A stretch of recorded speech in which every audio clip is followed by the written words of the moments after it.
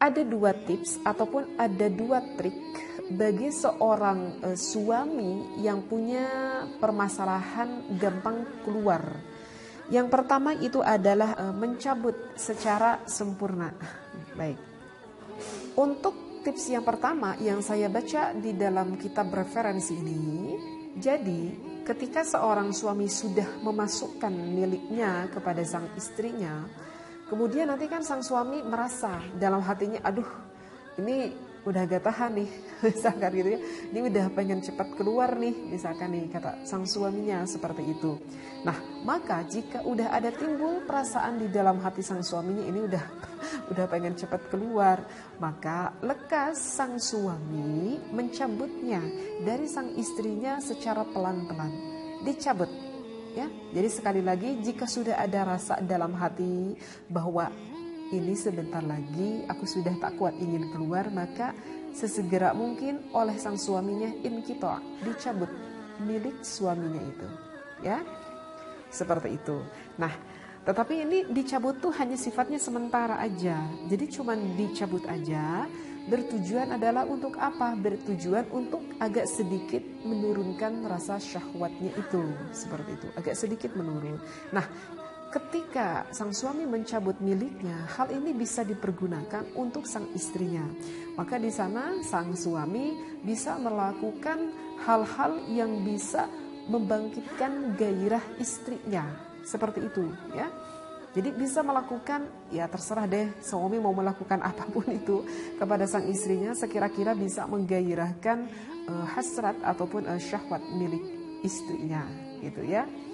Nah, jika dikira perasaan hati agak sedikit menurun, maka sang suami bisa lanjutkan itu kembali, memasukkannya kembali kepada milik sang istrinya. Sekarang untuk trik yang kedua. Untuk trik yang kedua itu adalah cara penekanan. Penekanan sifatnya sementara saja.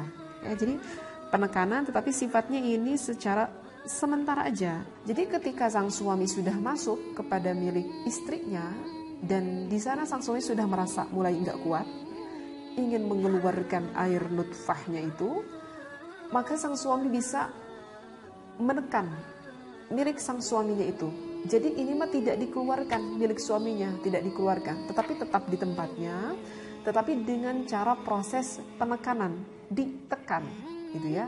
Nah, ditekannya itu oleh siapa?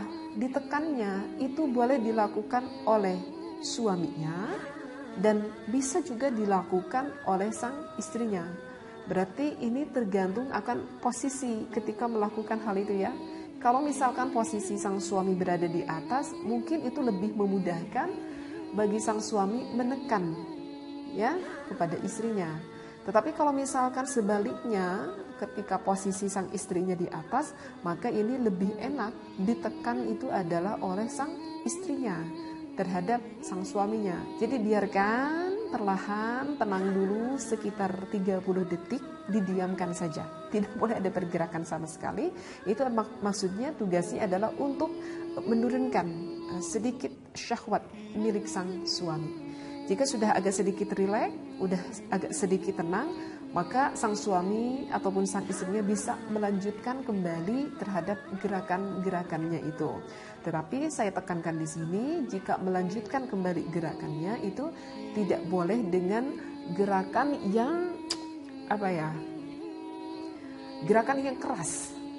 Maksudnya keras di sini gimana ya? Ya artinya lakukan saja dengan gerakan-gerakan yang lembut gitu ya, gerakan-gerakan yang santai, gerakan yang lembut, jangan terlalu orang Sunda mau tahteuing lah gitu dengan gerakannya. Karena kalau dengan gerakan-gerakan yang cepat ataupun keras itu bisa lebih mempercepat keluarnya. Jadi lakukan saja dengan santai, dengan pelan, dengan tenang ya, menikmati hal itu seperti itu.